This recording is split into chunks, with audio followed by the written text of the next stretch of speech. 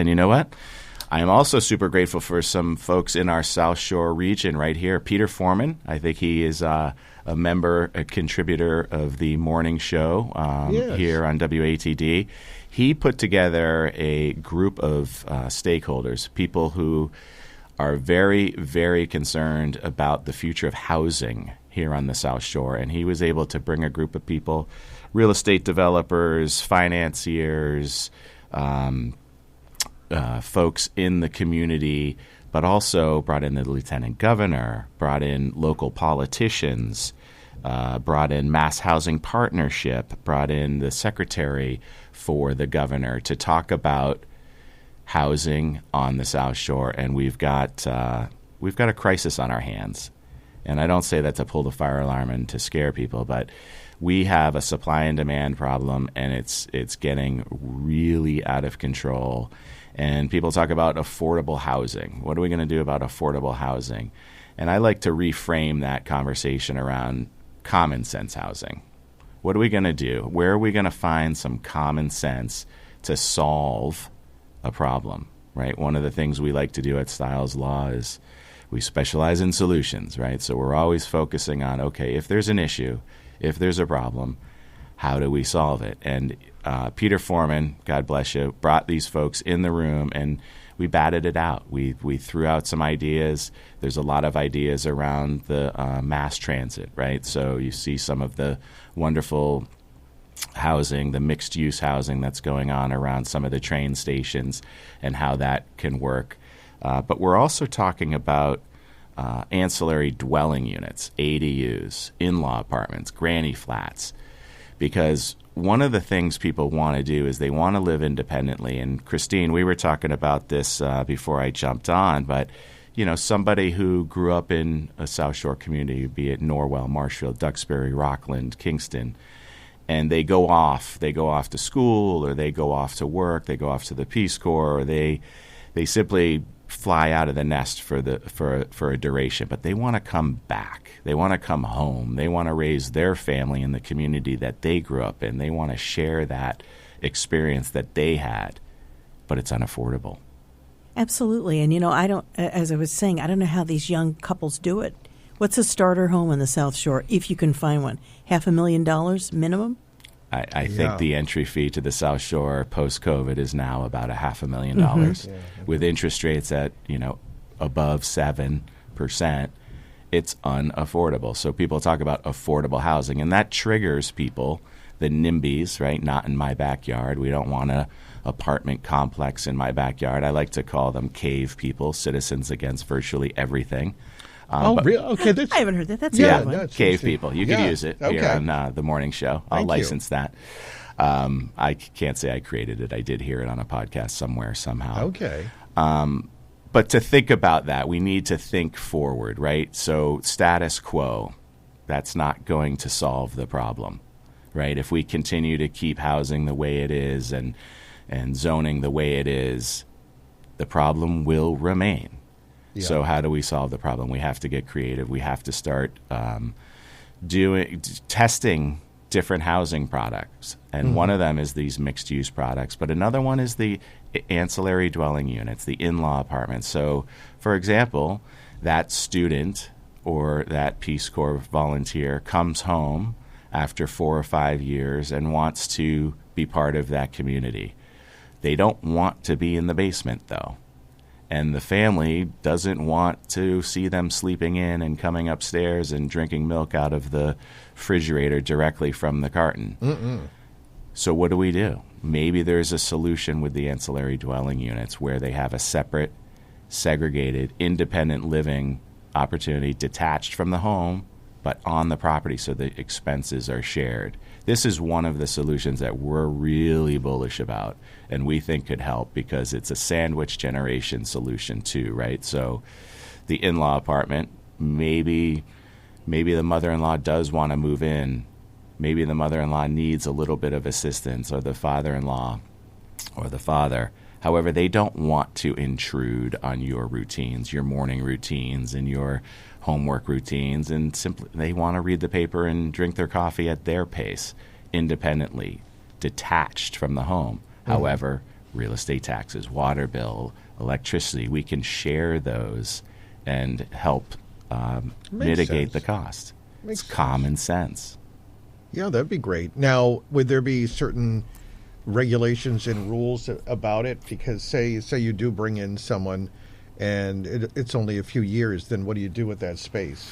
So it depends. It depends. If you're building it as a fixture and there's a foundation, it's stuck there. But there's a lot of creative housing opportunities with, for example, there's a client of mine doing the storage container homes, right? So you can affix those and then you can remove those after a few years as well. Or one of the ideas that was being passed around is you can rent it. Now that's where people start to freak out. Who's going to be there? Yeah, is it going to people coming and going? Is Fonzie going to be firing up his motorcycle at all hours of the night? Are there going to be parties? Are you going to be Airbnb-ing this? Is there going to be what's going on in my neighborhood? Right.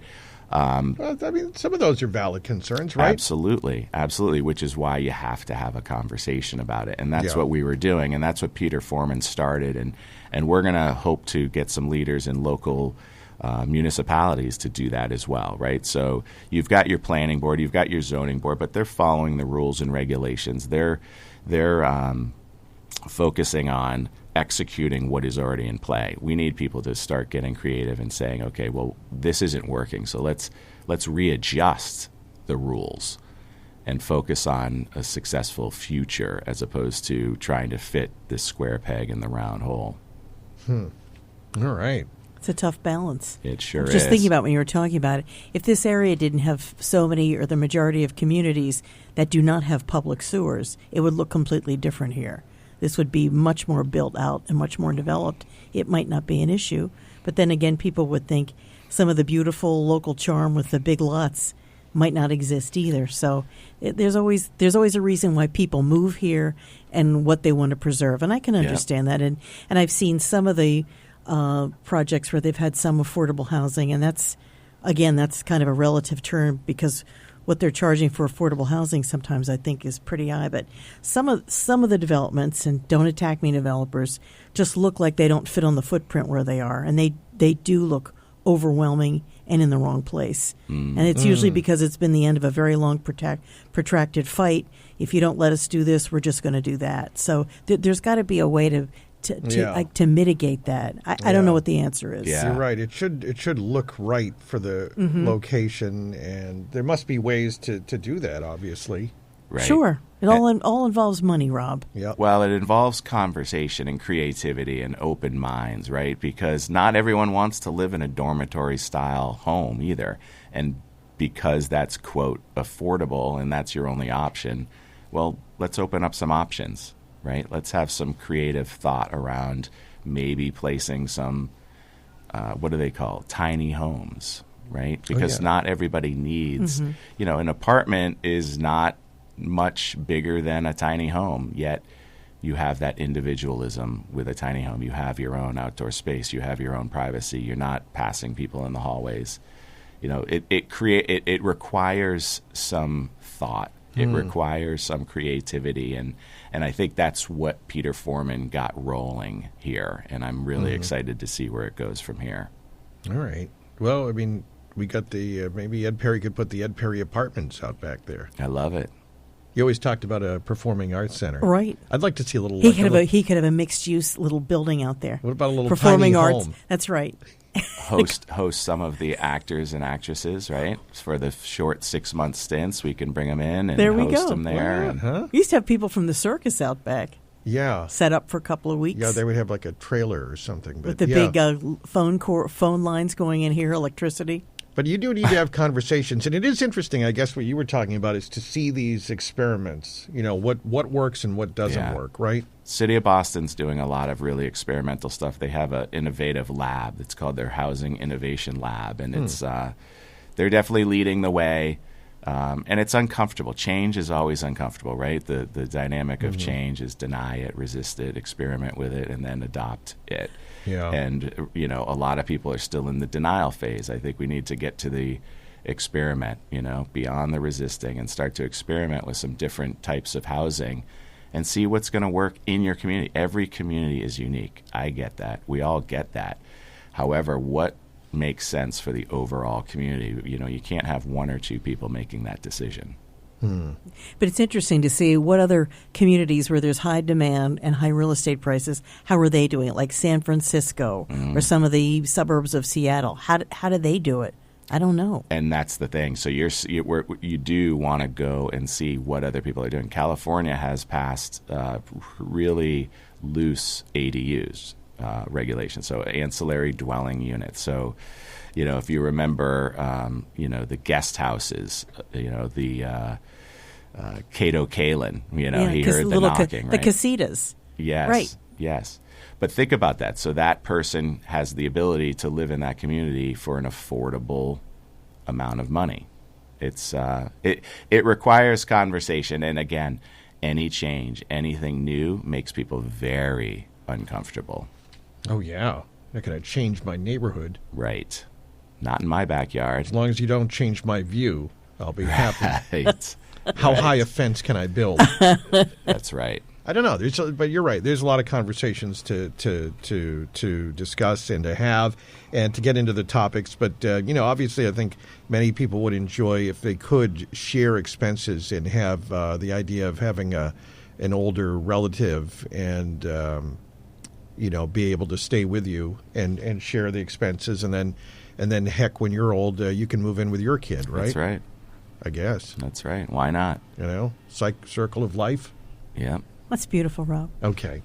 Mark Stiles, for all these kind of topics and more, you've got people that, as you said, you're very thankful for your team that we can talk to about a variety of subjects. And that's at Stiles Law, Route 139 in Marshfield, right? That's right. That's right. And we can be reached by a phone, which is always the easiest way to connect with our team so we can have a conversation. And that's at 781-319-1900. Again, 781-319-1900. Or what I always encourage people to do is jump on the YouTube channel and search Stiles Law. There's a lot of frequently asked questions there. All of these Feel Good Friday episodes are posted there, and we tag what we're talking about. So if you missed one, you can dial back in on that, as well as a bunch of videos around estate planning and real estate transactions and many other legal things that you might be interested in. All right, Feel Good Friday. We do it every Friday at this time on WATD with Mark Stiles at Stiles Law on Route 139 in Marshfield. Stiles Law. Feel Good Friday is every Friday right after the news at 9 on WATD. Mark, thank you. Thank you, Rob. Thank you, Christine. Very grateful for you both and for all you listeners out there. Thank you. Thank you. We feel the same. Yeah, we do.